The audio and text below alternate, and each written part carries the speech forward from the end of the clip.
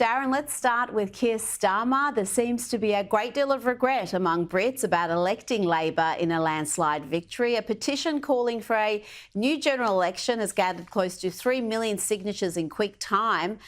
And after 5 months since he had his big win, we've got now 2/3 of Britons saying they're worse off. Absolutely, Rita. Good to be with you. I mean, Sir Keir Starmer's fall from those heady heights of landslide victory has been absolutely catastrophic. You know, it's happened in sort of record-breaking time. In your neck would be, if this was a car running at speed, Sir Keir Starmer's neck would need some form of brace, Rita. It's been so fast. And it's down to the fact that this man is more happy with globalists across the world. We now know him as Never Here Keir because he's never here, Free Gear Keir because he accepted a load of free clothing and spectacles from a party donor, and two-tier because he put in place two-tier policing here in Britain that actually says that if your politics is on the right, well, you're in for a world of pain, Sonny Jim. And the polling guru Sir John Curtis, who is basically the closest thing we have here in Britain to Nostradamus, Rita, he was saying that actually the Uni Party has had its day. He said that it's going to be smashed and that the likes of Nigel Farage are going to be the ones that reap the spoils of Labour's assault on everyone from farmers through a 20% tax on family farms, which will lead to the breakup of farms, all part of a land grab, by the way, Rita, to actually pave over our farms. We'll talk about farmers. Panels. Don't worry.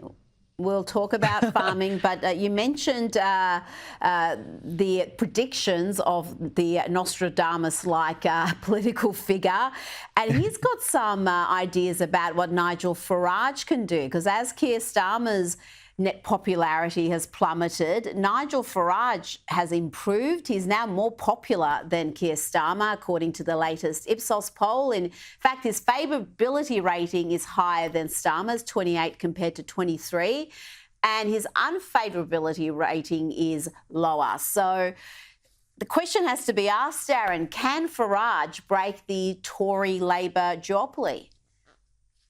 I absolutely think he can, Rita. I think it's happening already. We're seeing in Wales, for example, where there are an awful lot of farmers, an awful lot of pensioners who are being hit by Labour's malicious assault against our the people that need help the most, help and support the most, that actually Nigel Farage is reaping the spoils of Labour's collapse in their one-time heartlands.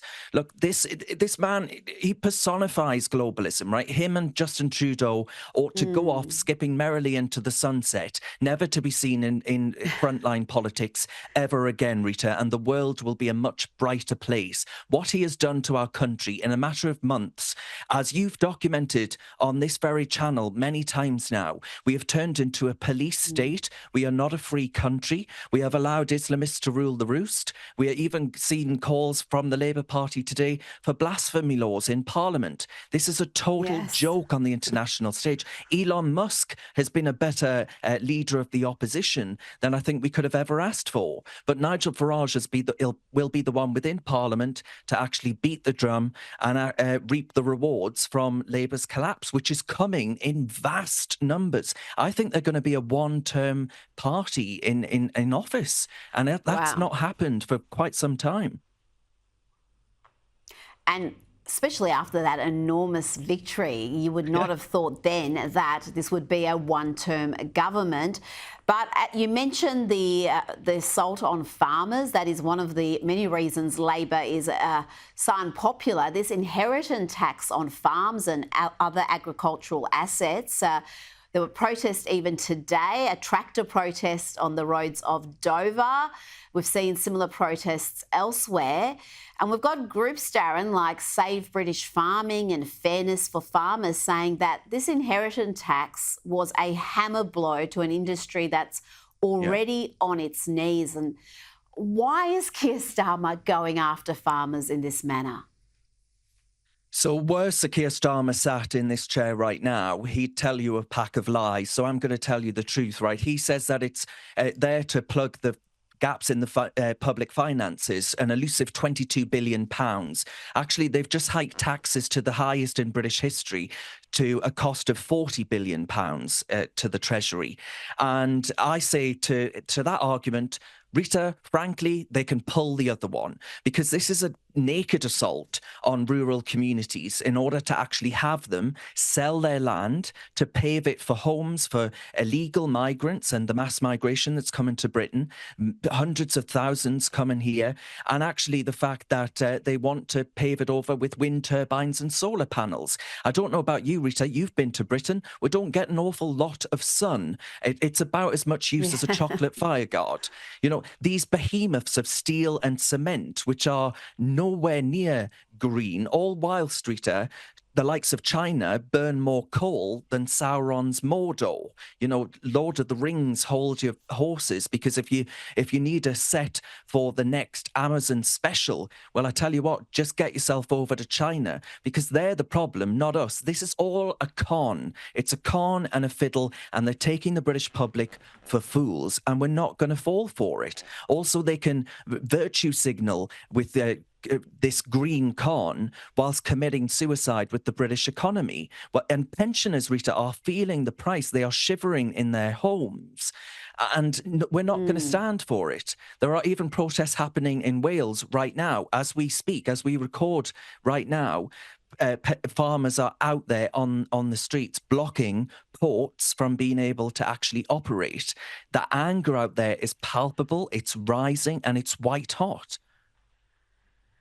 It's white hot, but people need a choice. And you could argue at the last election, really, they didn't have a clear choice. You had the Tories who were given power. They won in a landslide victory the last time, and then they governed like Labor. They embraced net zero. Boris Johnson completely abandoned his principles, his conservative credentials, and here we are.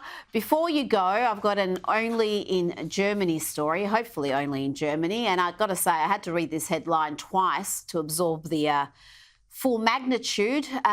This is the headline: transgender cop who assaulted two colleagues with a penis pump after drugging them at his apartment, is elected as women's representative of his police force. Darren, what is going on in Berlin? Oh, absolute insanity. I'm glad you corrected the Daily Mail there for their lack of, the correct sex for that individual. I mean, you couldn't make this up, Rita. It's fruitier than nutcake, frankly. Berlin, they've outdone themselves. This Judy S., a transgender officer accused of drugging and assaulting colleagues with a penis pump. I mean, it sounds like something that you would pull out of Cards Against Humanity, not actually on what is one of the world's strongest economies. But actually, the behaviour wouldn't actually look out of place in a Berlin fetish club. You know, it's quite renowned for being a bit risque, shall we say, in some parts of Berlin, and now being seen as a voice for women's issues. And they say this is progress, Rita. Pull the other one. But it's not just Berlin. I'm afraid I have to correct you on that, because we've got male-bodied officers in this country now allowed to commit searches on women. So in Britain, women's dignity is being sacrificed. Exactly. Invasive searches. They're being sacrificed at the altar of inclusivity, and we're all supposed to clap like seals. Well, I think the only thing we're going to be doing with our hands, Rita, is sticking a very firm 2 fingers up. Darren Grimes, thanks for your time tonight. My friends, if you're still watching, thank you very much, and I've got a request for you. Thanks to viewers like you, Recent UK, we're on a roll. We're standing up to the woke brigade and championing British pride, especially for the next generation. We're one of the only voices out there that are actually targeting young Brits, seeking to wake them up from this lefty fog and reminding them of what it means to be British. And here's the deal. I want us to go further than that. I want to see Reasoned take on the mainstream left-wing media, a dominant culture here in Britain. We're aiming to expand with more presenters, with hard-hitting documentaries, with live events, with crash courses, the lot. But for that, we need you. We're picking one day to fundraise for this next level project, and that's where you at home come in. We're asking if you'd sign up to share our fundraiser link with your friends and networks on the big day itself. It's a small ask with the potential for a massive impact. Plus, the top fundraisers, you'll bag yourself exclusive goodies and a chance to meet some very special guests, VIPs. More importantly, you'll be standing with us, rallying young Brits to the values that make this country great, as much as the left try and destroy it.